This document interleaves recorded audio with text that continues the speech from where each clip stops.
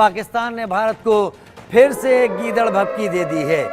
पहले हम ये बता देते हैं क्योंकि किस बात पर पाकिस्तान इतना उछलने की कोशिश कर रहा है। पाकिस्तान ने भारत को परमाणु बम चलाने की धमकी दी है। पाकिस्तान उतना ही इररिस्पॉन्सिबल न्यूक्लियर पावर है जिसके द्वारा आए दिन भारत को धमकी दी जाती है। भारत के किसी भी कोने में कोई S-400 सिस्टम नहीं बचेगा। पाकिस्तान के निशाने पर भारत के S-400 सिस्टम है। भारत के हर कोने में हमला करने की क्षमता हम रखते हैं। इस तरीके के स्टेटमेंट एक न्यूक्लियर स्टेट से उस समय पर, जिस समय पर कोई युद्ध नहीं चल रहा था, उस समय पर दिए गए, जो क्लियरली दर्शाता है कि पाकिस्तान कितना इररिस्पॉन्सिबल न्यूक्लियर पावर है। नाजरीन, जैसा कि आपने हाईलाइट में देखा, मजीद वीडियो कुछ सेकंड के बाद आपके साथ शेयर करते हैं। पाकिस्तान के एक जनरल खालिद की तरफ से एक स्टेटमेंट जारी हुआ है जिसमें कहा गया है कि भारत का चप्पा चप्पा पाकिस्तान के मिसाइलों के निशानों पर है और भारत का कोई भी S-400 सिस्टम नहीं बचेगा, जिसके बाद भारतीय मीडिया में शोर शराबा शुरू हो चुका है। वैसे तो भारत अपने आप को सुपर पावर कहता है कि हम बहुत ज़्यादा ताकतवर हैं, लेकिन पाकिस्तान की एक धमकी के बाद भारत की हवा निकल जाती है। तो चलिए आपको मज़ीद वीडियो की तरफ लेकर चलते हैं कि भारतीय मीडिया इस बारे में क्या कुछ कह रहा है। वीडियो अच्छी लगे तो लाइक करना मत भूलें और चैनल को सब्सक्राइब कर दें।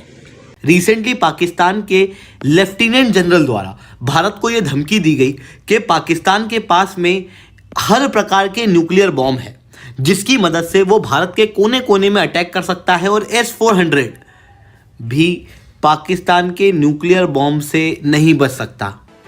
भारत के किसी भी कोने में कोई S-400 सिस्टम नहीं बचेगा। पाकिस्तान के निशाने पर भारत के S-400 सिस्टम है। भारत के हर कोने में हमला करने की क्षमता हम रखते हैं। पूर्व लेफ्टिनेंट जनरल खालिद अहमद किदवई की पाकिस्तान में बैठकर भारत को ये धमकी।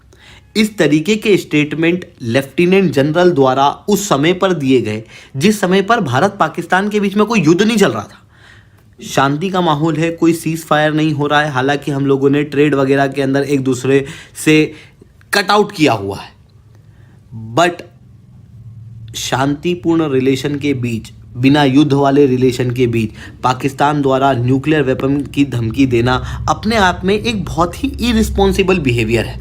लेकिन पाकिस्तान क्यों धमकी देने पर आ रहा है, आइए पहले हम इन चीज़ों को समझ लेते हैं। क्योंकि पाकिस्तान जब थोड़ी सी भी अपनी ताकत में इजाफा करता है, उसकी आदत गीदड़ों वाली हो जाती है। जहां उसको लगता है कि कहीं कमतर हो रहा है, वो अपने बयान से पीछे भाग जाता है और फिर सारी चीज़ों को भुलाकर भारत को एक बड़े भाई की तरह कहकर बातचीत को किनारे करने की कोशिश करने लगता है। तो कौन कितना ताकतवर है, चलिए हम आपको ये भी यहाँ पर बता देते हैं। पाकिस्तान और भारत की अगर हम बात करें तो ये अभी आप परमाणु बमों का आंकड़ा यहाँ पर देख रहे हैं, लेकिन अगर सैनिकों की बात करें तो भारत के पास 14.5 लाख सैनिक हैं, पाकिस्तान के पास 6.5 लाख सैनिक हैं। भारत के पास 2210 कुल एयरक्राफ्ट हैं, पाकिस्तान के पास 1413 एयरक्राफ्ट हैं। भारत के पास 577 फाइटर एयरक्राफ्ट हैं और 363 एयरक्राफ्ट फाइटर पाकिस्तान के पास हैं। 807 हेलीकॉप्टर भारत के पास हैं, 322 पाकिस्तान के पास हैं। 36 हमलावर हेलीकॉप्टर भारत के पास है तो 58 पाकिस्तान के पास। 4614 टैंक भारत के पास, 3742 पाकिस्तान के पास। 3311 तोपखाना है भारत के पास, 3300 के करीब ही पाकिस्तान के पास। 295 नौसेना का बेड़ा।